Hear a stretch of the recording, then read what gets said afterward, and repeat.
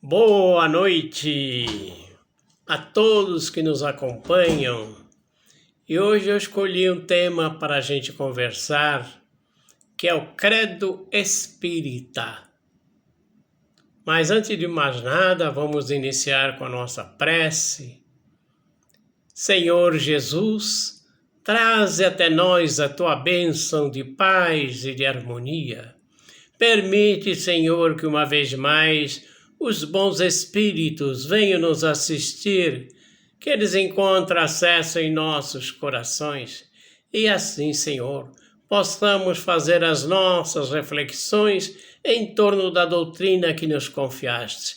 Dá-nos, assim, a oportunidade de aprender para que possamos servir melhor. Então, como diríamos, Credo Espírita consiste naqueles temas que o espírita crê. E logo de início, vamos verificar que o espírita, ele crê em Deus. Até porque a primeira pergunta do Livro dos Espíritos, que é um livro, por sinal, que dá origem ao Espiritismo, publicado por Allan Kardec a 18 de abril de 1857. É um livro que tem mais de 1000 boas perguntas e mais de 1000 boas respostas. Então, a primeira pergunta, Allan Kardec pergunta aos espíritos: o que é Deus? Perceba que ele não perguntou quem é Deus. Ele perguntou o que é Deus. E os espíritos deram a resposta: Deus é a inteligência suprema, causa primeira de todas as coisas. Podíamos dividir essa resposta em duas partes. Deus é a inteligência suprema, ou seja, ele está no topo. Por mais puro, por mais perfeito que seja o espírito, ele não saberá mais que Deus. Então, Deus é a perfeição na inteligência. E depois ele é a causa primeira de todas as coisas. Nós vamos aprender em doutrina espírita que existe 3 princípios no universo: Deus, Espírito e matéria. Deus nós já definimos o que é. Então, o demais ele criou os espíritos são imortais. Eterno é Deus, e os espíritos são imortais porque eles foram criados em algum momento. Deus é o incriado. Então, matéria é tudo que ele criou. Então, ele criou os espíritos e criou a matéria. Só que a matéria ela se transforma, ela se modifica, e tudo é matéria extraída do fluido universal modificado. Porque o fluido universal é de onde saem todas as matérias. Tudo que existe de material é fluido universal modificado. Então, na questão de Deus, a gente tem muitas curiosidades. Eu costumo mostrar esse livro aqui, que este livro ele é publicado em 4 volumes.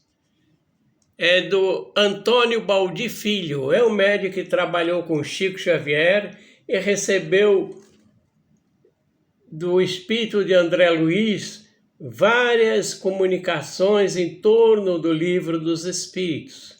Esse é o primeiro volume. E na questão 1, ele nos dá algo curioso, que é os vários nomes que deram a Deus. E eu vou ler só por uma questão de curiosidade, para que vocês quiserem adquirir esse livro. É um livro bom para acompanhar o estudo do Livro dos Espíritos. Você pega a questão 1 e ele tem uma mensagem, uma comunicação em que vai dissertar em torno daquele assunto. Ele não vai responder o assunto que já está respondido. Mas ele diz assim: em todos os tempos e entre todos os povos a inteligência suprema, a causa primária de todas as coisas, recebeu denominações diversas e conceitos diferentes. Marduk, na Babilônia, Deus vitorioso. Atom, entre os faraós, Deus incriado. Zeus, na Grécia Antiga, Deus patriarcal. Javé, entre os hebreus, Deus único. Brahma é no hinduísmo, Deus supremo. Auricocha, entre os incas, Deus criador. Alá, no islamismo, Deus todo-poderoso. Maíra, entre os indígenas, Deus transformador. Contudo, foi o Evangelho que interpretou a sublimidade do poder maior, quando Jesus revelou Deus de amor e misericórdia, afirmando com ternura: é o Pai que está nos céus. Daí vem uma grande confusão em que as pessoas acreditam que Jesus seja Deus, mas essa crença não existia no tempo de Jesus. Essas crenças vieram mais tarde no Império Romano. Para os romanos, César era Deus.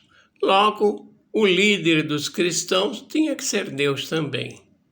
Daí começaram a atribuir uma divindade a Jesus que ele mesmo disse que não tinha. Quando o chamaram de bom, ele disse: bom é o Pai que está nos céus. Em várias ocasiões, ele sempre se mostrava que estava conversando com o Pai. Quando ele orava, ele conversava com o Pai, ou seja, Deus. Ele chamava Deus de Abbas, que é uma palavra hebraica, que é o nome de um conjunto musical, mas é uma palavra hebraica que quer dizer papai. Então, Jesus tratava Deus de papai, de uma forma muito carinhosa. É por isso que Pedro percebia que ele sempre retirava-se para orar, e um dia ele disse a Jesus: Mestre, ensina-nos a orar. Foi quando ele falou a célebre oração chamada Pai Nosso, porque ela começa com Pai Nosso.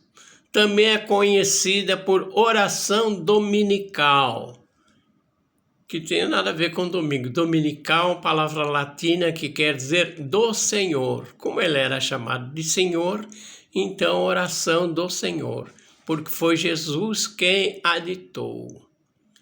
E ele começa justamente falando: Pai Nosso que estás nos céus.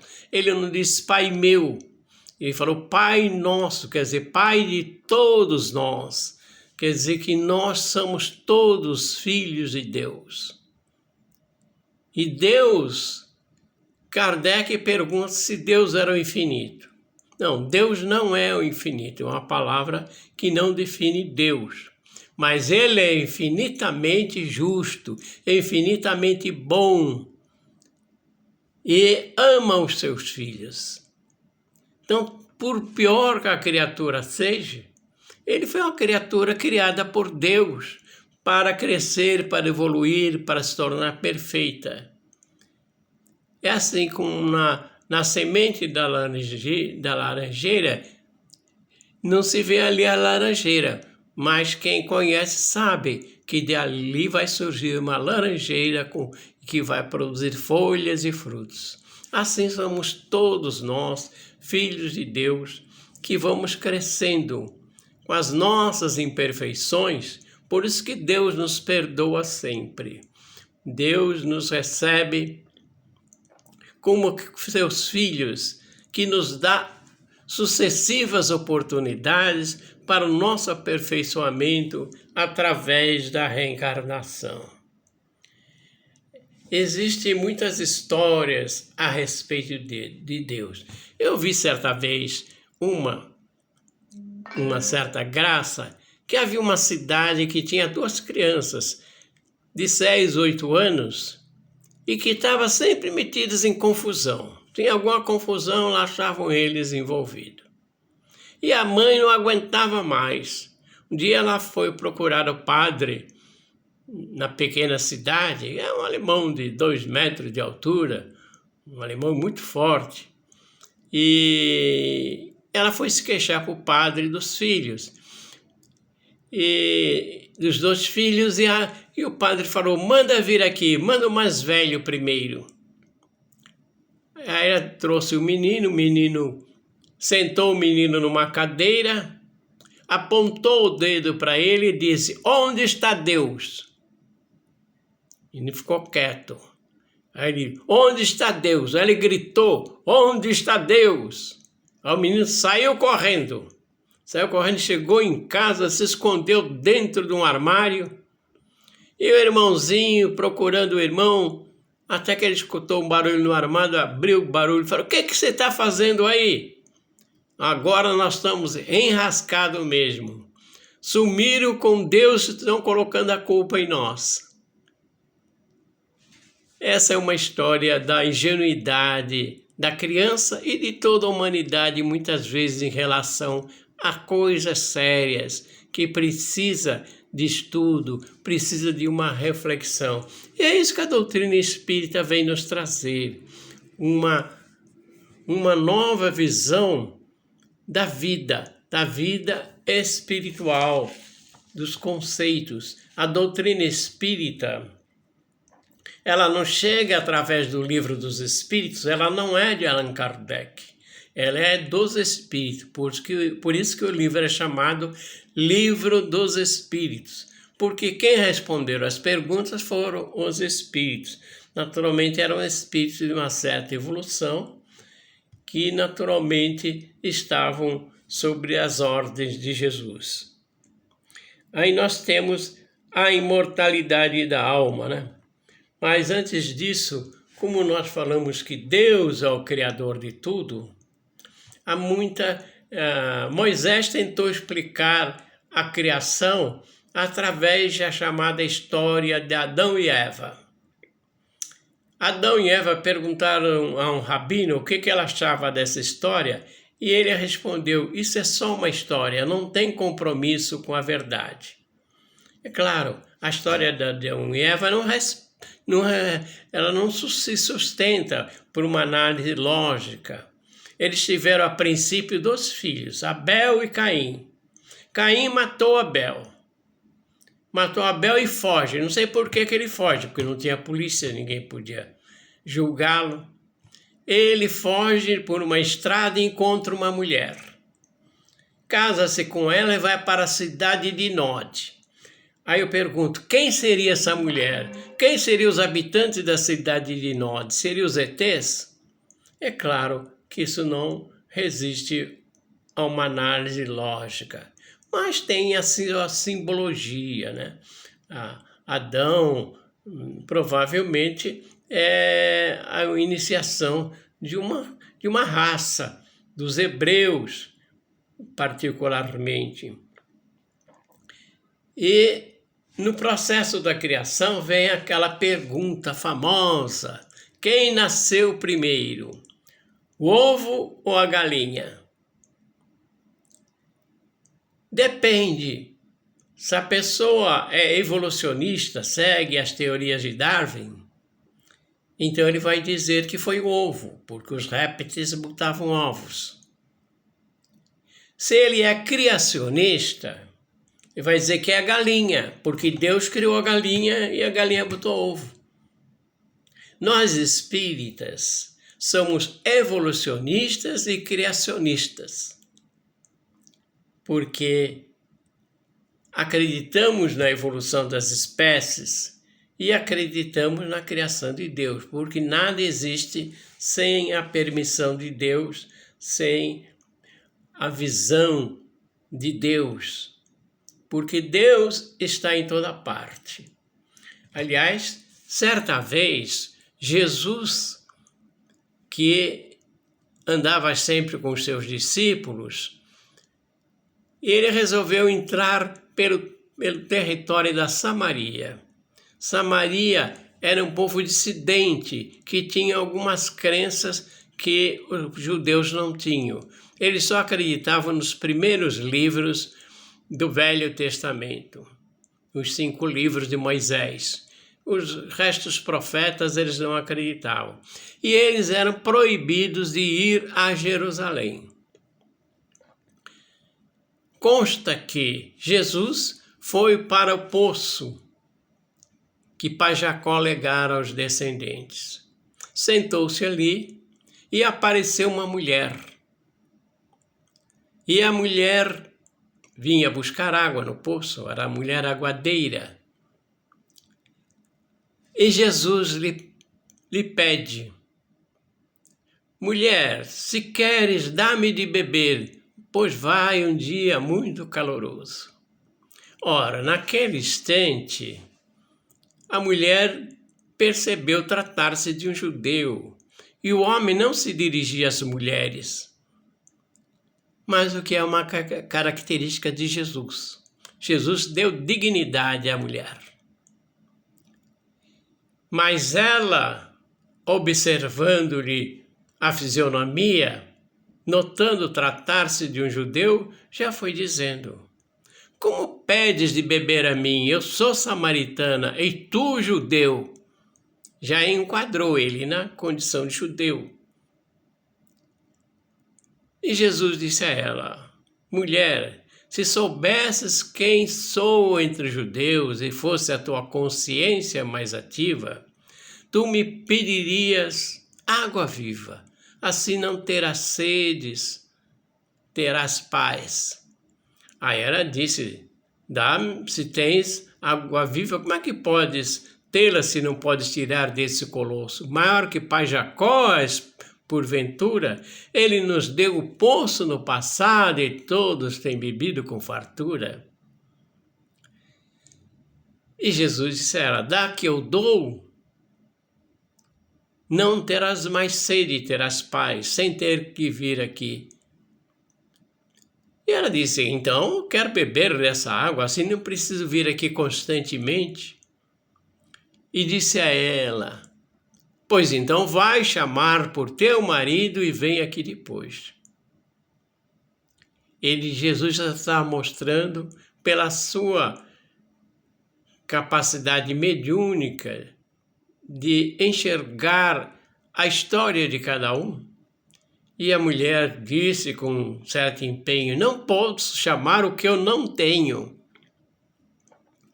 E Jesus lhe disse a ela: numa verdade pura me dissestes, não é teu quem contigo está morando. Marido, eu sei que 5 já tivestes. Aí ela ficou espantada. Disse a mulher admirada: como dás sentenças tão corretas sobre coisas que não te disse nada? Então dize-me alguma coisa a mais. Onde adorar a Deus?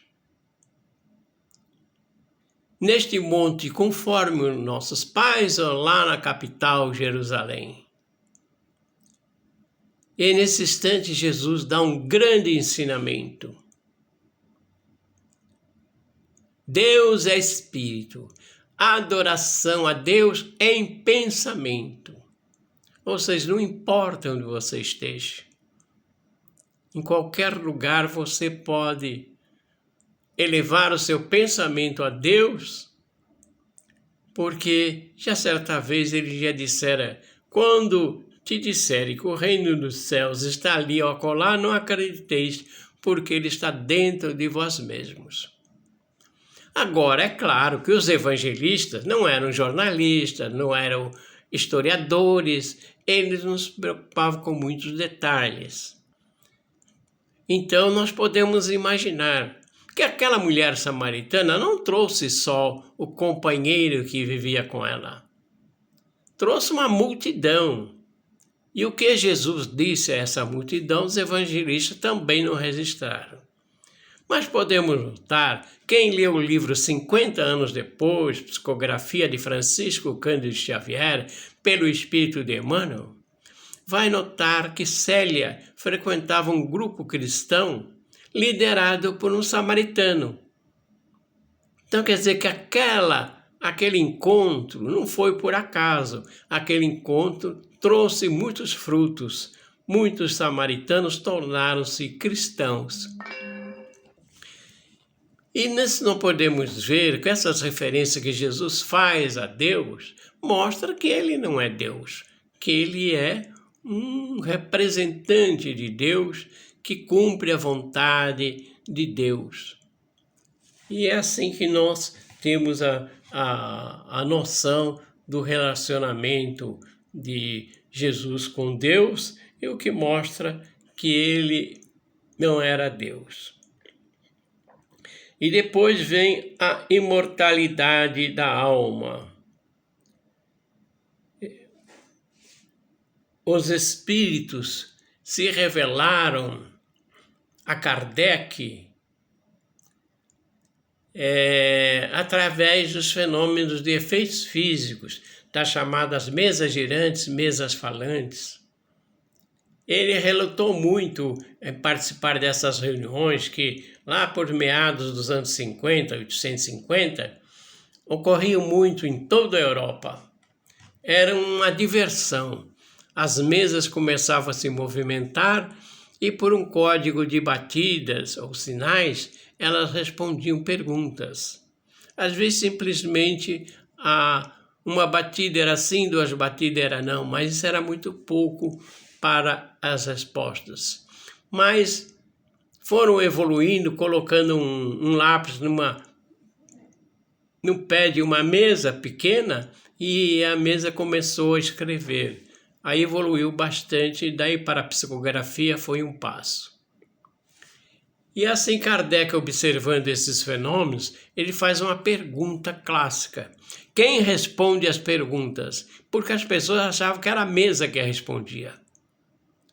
Aí a resposta foi um espírito. Aí ele observou que havia algo muito grandioso a ser estudado. E a imortalidade da alma, então, foi nos oferecida pelos espíritos e que já o faziam há muito tempo. Não é o espiritismo quem descobriu os espíritos.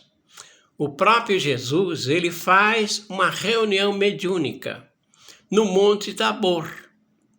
E então ele pede para subir com ele a esse monte Tiago, João e André.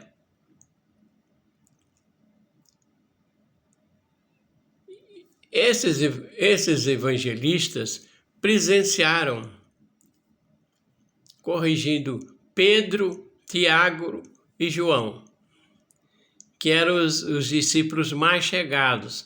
E ele subiu com eles no monte e lá ele fez uma reunião mediúnica. Ou seja, ele transfigurou-se e materializou-se dois espíritos, o espírito de Moisés e o espírito de Elias. Conversou com eles, o que deixou esses apóstolos muito vislumbrados. Pedro já queria fazer uma tenda para cada um.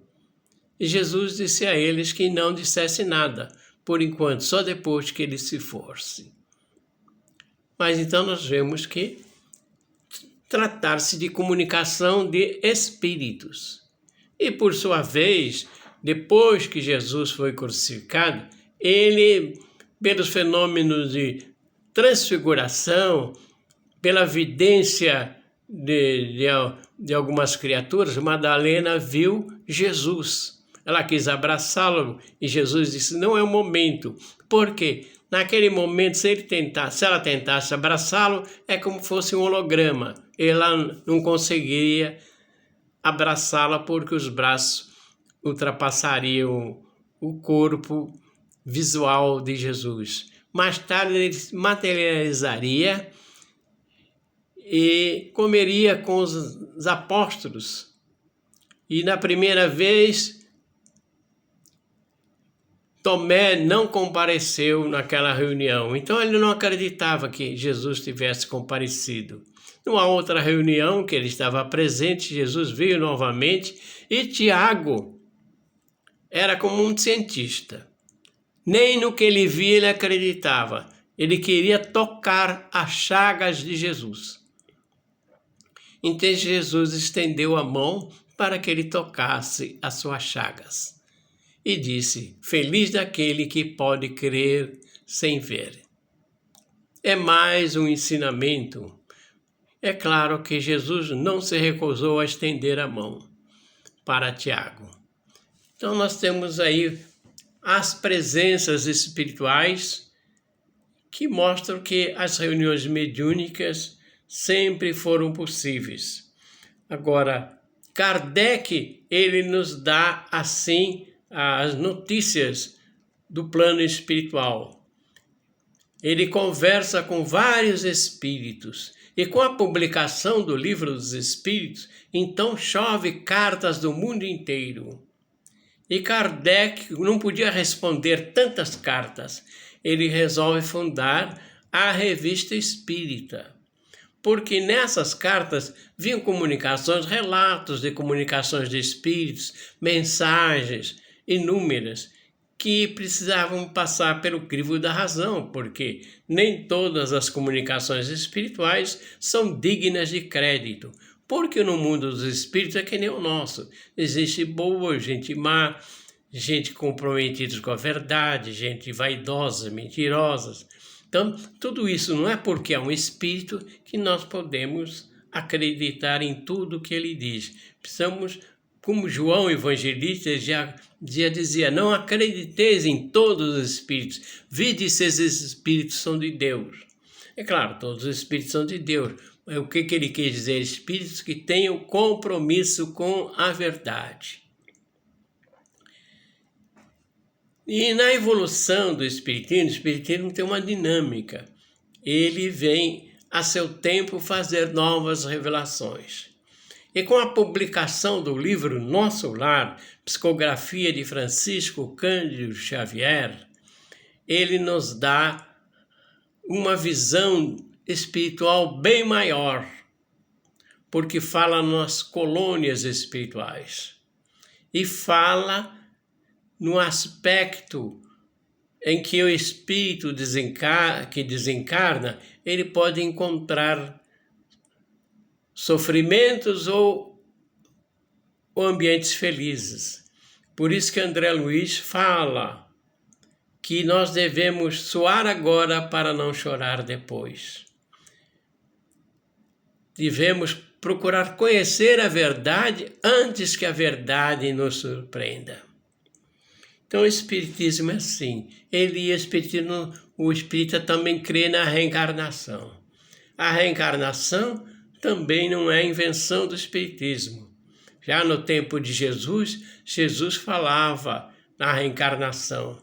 Tanto é que ele foi procurado por Nicodemos, um doutor da lei, que o procurou às escondidas e disse a ele: mestre, pelas coisas que fazes, só podes vir da parte de Deus. E antes que ele dissesse mais coisas, Jesus falou para ele: só chegará ao reino dos céus aquele que nascer de novo. E o Nicodemos, um tanto ingênuo, falou: como é que pode um homem velho voltar ao ventre da sua mãe? E Jesus disse a ele: se és mestre em Israel e não sabes dessas coisas, como queres que te fale das coisas espirituais? O que é da água é água, o que é do espírito é espírito.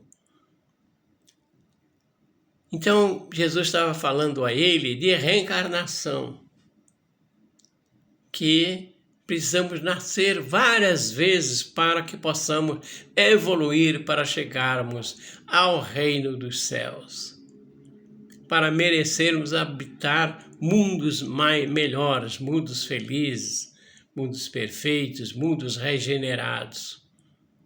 A questão da reencarnação também é colocada pelos discípulos de Jesus quando perguntam a ele: mestre, não é necessário que Elias venha primeiro para preparar as veredas?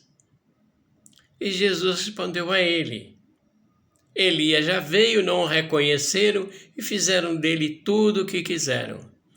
Os discípulos entenderam que ele falara acerca de João Batista.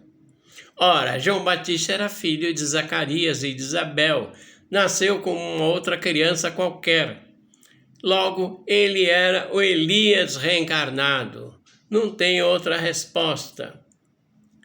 Logo, Elias, que viveu muitos séculos antes de Jesus, estava reencarnado ali na condição de João Batista.